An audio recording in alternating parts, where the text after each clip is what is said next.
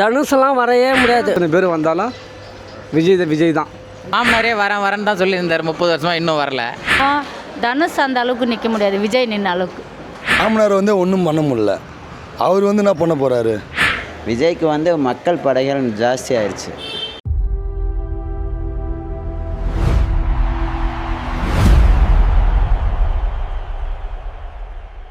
தனுஷா மாடு மேய்க்க போக சொல்லு. அவர் ஒரு நேரத்தில் மாமனாருக்கு என்ன சப்போர்ட் பண்ணார். தமிழ்நாடே என் கையில் இருக்குது, அதெல்லாம் ஊருக்கா சொட்டு அன்னவர் அதை அந்த தம்பி இங்கே வர சொல்ல நேரடியில் நான் பேசி கரெக்ட் பண்ணி போடா வீட்டுக்குன்றேன். அவன்லாம் ஒரு மனுஷனா? அவன்லாம் மாடு மேய்க்க கூட பண்ணி மேய்க்க கூட அவன் போய் அரசியலுக்கு வர போகிறானா?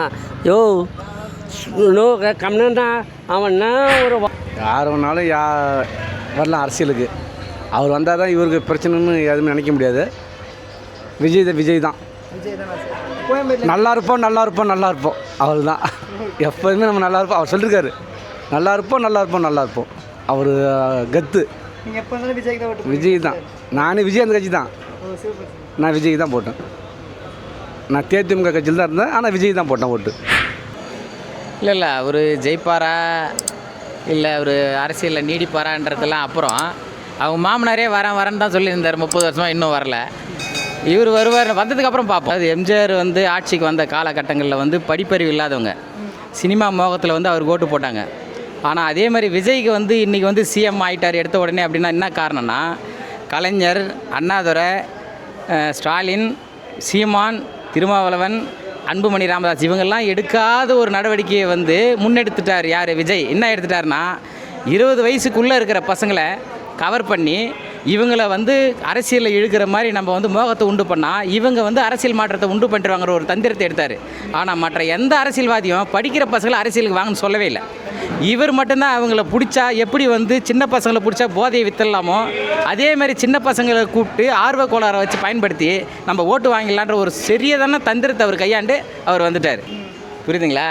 அவர் ஒரு 25 வருஷமாக அவர் பீக்கா சினிமாவில் நடிச்சிருக்காரு. சமீப காலமாக ஒரு 5 வருஷமாக தான் அரசியல் பயணங்கள் தொடர்ந்து முன்னெடுக்கிறாரு. அவருடைய சங்கத்தின் மூலயமாவும் ரசிகர் மன்றம் மூலயமாவும் நின்று பஞ்சாயத்து தேர்தலில் நின்று ஜெயித்தாங்க. அதெல்லாம் உண்டு தான். அவர் மக்கள் பணியில் ஈடுபடுறாரு, அதெல்லாம் சரி தான். விஜய் முதல்வராக தகுதி இல்லையா இல்லைன்றதில் இந்த இந்திய நாட்டினுடைய குடிமகன் ஒருத்தனுக்கும் தகுதி இருக்குது.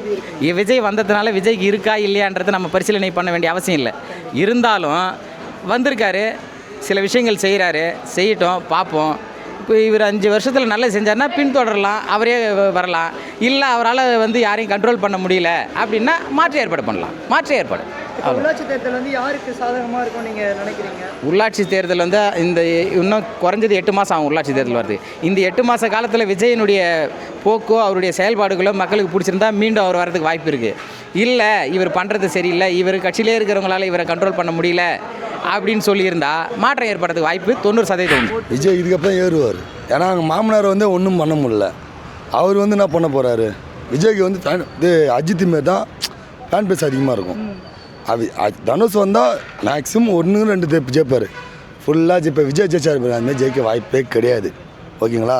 ஆனால் தனுஷ் அரசியல் வந்ததுக்கு பின்னாடி அவர் ஒன்றும் கன்ஃபார்ம் பண்ணலையே. அவர் இல்லை அவர் அரசியல் வரதுக்கு கட்சின்னு உனக்கு ஆரம்பிச்சுக்கிறேன்னு சொன்னார். அரசியலில் வரப்போகிறேன், நான் இறங்க போகிறேன்னு சொல்லலையா? இப்போ லாரன்ஸ் மாஸ் சொன்னார். லாரன்ஸ் மாஸ் வந்துட்டாரா உள்ள? அதே தான் எல்லாமே.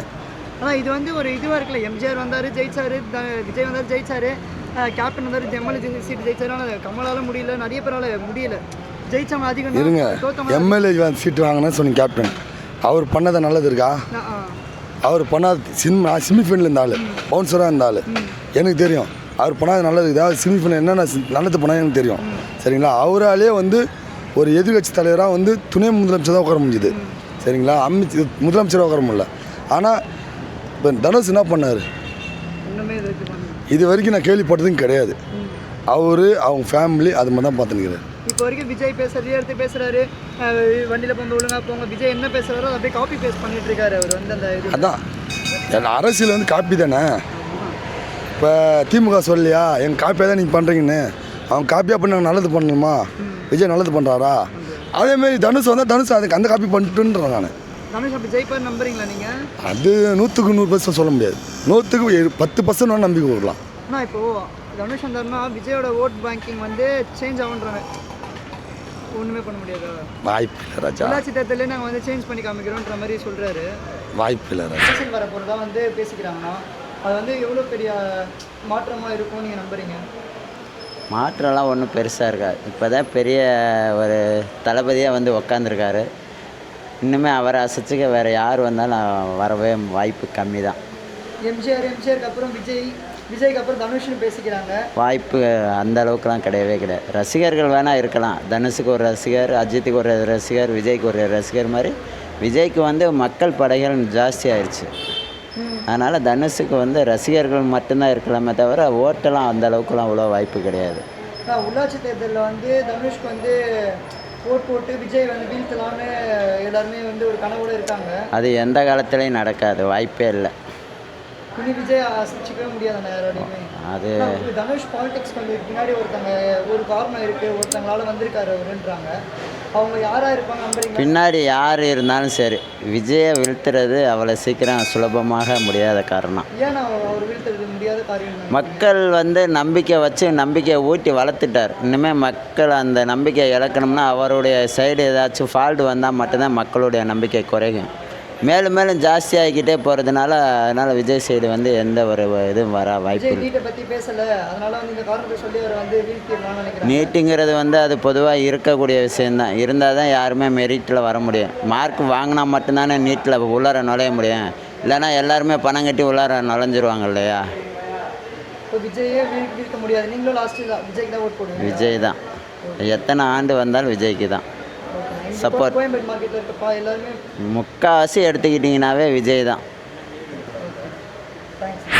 இப்போ அப்சல்யூட்லியாக வந்து ஆளுங்கட்சி தான் சாதகமாக இருக்கும், விஜய்க்கு தான் சாதகமாக இருக்கும். ஆமாம்.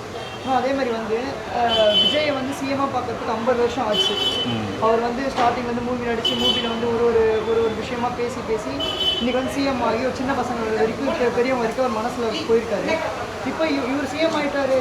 இவர் வர்றதே அரசியலுக்கு வர்றதே பார்த்தீங்கன்னா யாரோ ஒரு தூண்டுதல்ன்ற பேரில் தான் வர மாதிரி இருக்குது. ஏன்னா விஜயெல்லாம் அப்போ இருந்து பிளான் பண்ணி பண்ணாப்புல. நீங்கள் சொன்ன மாதிரி வந்து ஸ்டார்டிங்லேருந்தே அதுக்கான அவங்க அப்பாவே சொல்லியிருப்பார். ஸ்டார்டிங்கில் வந்து என் பையனை வந்து சிஎம் ஆக்கி பார்க்கணுன்னு கிட்டத்தட்ட 20 வருஷம் முன்னாடியே சொல்லியிருப்பார் எஸ்ஏசி. ஆனால் இந்த தனுஷுக்கு வந்து அந்த மாதிரி எந்த மோட்டிவும் இல்லை. இப்போ திடீர்னு ஆரம்பித்து ஏதோ ஒரு யாரோட பின்புலத்துலேருந்து வர மாதிரி எனக்கு தோணுது. அவருக்கு அரசியலான ஆர்வம் இருந்த மாதிரி இதுவரையும் காட்டினதே கிடையாது தனுஷ். இப்போது தனுஷ் வந்து அரசியல் வந்ததுக்கு யாரோ காரணம் இருக்குது சொல்கிறீங்க. அது யாராக இருப்பாங்க நீங்கள் நினைக்கிறீங்க? அது வந்து நம்மளோட கெஸ் பண்ண முடியாது. அது கெஸ் பண்ணுறா நம்ம இங்கே வேலையே இல்லை நமக்கு. ஆனால் இப்போ வந்து வரப்போகிற உள்ளாட்சி தேர்தலில் யாருக்கு அதிக சாதகமாக இருக்கும்னு நினைக்கிறீங்க? அது உள்ளாட்சி தேர்தல் இல்லை விஜயால முன்னாடி இந்த வெற்றி இது ஓட்டோட தனுஷ் அந்த ஓட்டு பிரியுமா விஜய்க்கு? தனுஷெல்லாம் எந்த தாக்கமே இருக்காது தம்பி. தனுஷெல்லாம் எந்த தாக்கமே இருக்காது. எலெக்ஷன் ரிசல்ட்ஸில் எந்த தாக்கமும் இருக்காது. இப்போதைக்கு எதுவும் இருக்கா. ஏன்னா அதுக்கான ஒரு உழைப்பு வந்து அவங்கள்ட்ட இருந்தது, முன்னாடியிலேருந்து விஜய்கிட்ட இருந்தது. ஆனால் இவங்க வந்து அந்த மாதிரி இல்லை. ஒரு இப்போ தான் அவங்களே ஆரம்பிச்சிருக்காங்க நற்பணி மன்றன்ற. இப்போ தனுஷ் நற்பணி மன்றம் இருக்குன்றது எனக்கு அன்றைக்கி நியூஸ் பார்த்தா தெரியுமே. அவர் ஆக்சுவலாக தமிழ் ஆள் இல்லைன்றாங்க. மேக்ஸிமம் தமிழ்நாட்டில் வந்து தமிழ் ஆளுங்க தான் ஆட்சி பண்ணணும் அப்படி தான் இருக்குன்னு சொல்லி சீமானிலேருந்து பேசிகிட்டு இருக்காங்க. தனுஷ் வந்து தமிழ் இல்லைன்ற மாதிரி சொல்கிறாங்க அவர். ஆமாம். இல்லை சிஎம் ஆக முடியுன்றதில்ல. அவர் யாரோ பின்புலத்துலேருந்து இது மாதிரி பண்ணுங்கன்னு சொல்லி ஏதோ பண்ணுறாங்க, அவ்வளோதான். அவருக்கு வந்து பியூராக நம்ம வந்து அரசியல் பண்ணணும், மக்களுக்கு சேவை செய்யணும் அப்படிலாம் மோட்டிவ்லாம் இல்லை இருக்க மாதிரி தெரில. மக்கள் தெளிவாக தான் இருக்காங்க. மக்கள் வந்து ஏன் ஓட்டு போட்டாங்க அப்படின்னா இவங்க காலங்காலமாக இவங்களே பார்த்து சலிச்சு போச்சு.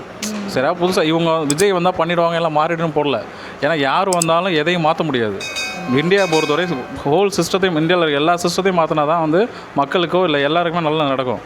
ஒரு கம்யூனிசம் ஆச்சு ஏதோ சைனா மாதிரி இருந்தால் தான் இந்தியா மாறும். இப்போ சைனாலாம் பார்த்தா ஃபுல் அண்ட் ஃபுல் கம்யூனிசம் ஆச்சு தான். அங்கே ஒரு ஊர் டெவலப் ஆகிட்டு தான் மக்களே கொண்டு விடுவாங்க. இங்கே அப்படி கிடையாது. இங்கே வந்து மக்களுக்கு வாழ்கிறதுக்கான இடமே கிடையாது.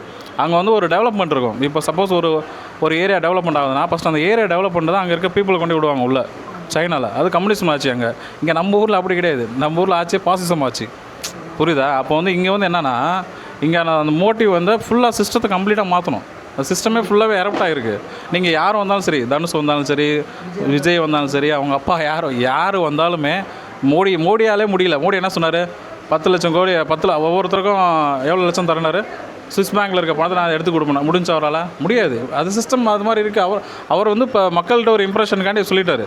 ஆனால் அவரால் செயல்படுத்த அவர் மோடியாலே செயல்படுத்த முடியல. அப்போ விஜய் சொன்ன திட்டங்களெல்லாம் அவரால் செயல்படுத்த முடியாது. Okay, thank you.